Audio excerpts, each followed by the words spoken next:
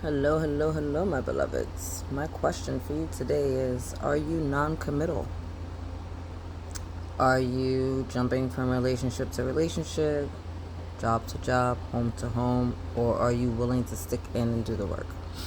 And I say that there's an amazing gentleman that I've been working with, dealing with his intimacy and sexual relationships, and easy for him to find a date, easy for him to land someone in the bed. Relationships, not a thing, right? And started looking at other areas of his life, and I'm seeing in the job market as well that he kind of jumps from job to job. And I'm like, okay, so you're just non-committal.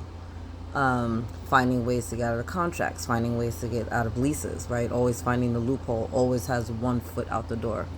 And so I'm like, well, if you always have one foot out the door, then you're not really ready to stick with anything. Like, challenge yourself to stick with the company for a year. Challenge yourself to stay in the same home for a year. Challenge yourself to stay in the relationship when things get uncomfortable.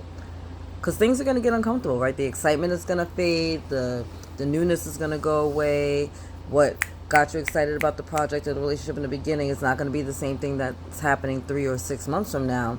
So when that all fades away, are you willing to stick around?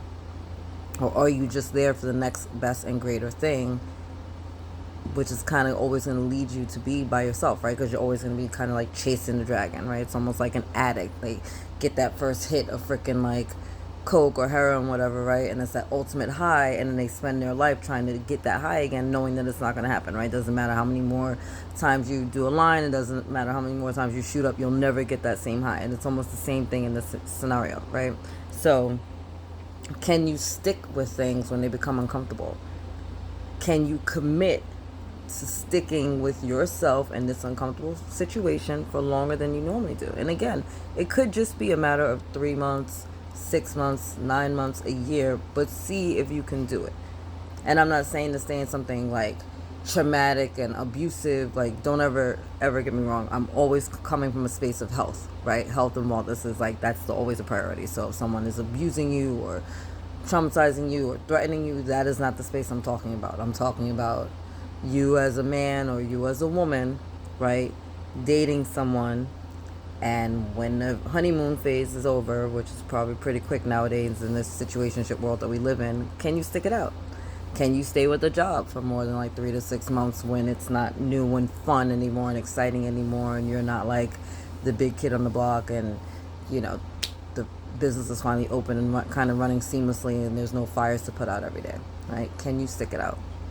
This is going to tell you or not where you're at in the world, right? And again, it's not always in our relationships that we see it. Sometimes you see it in other areas of your life.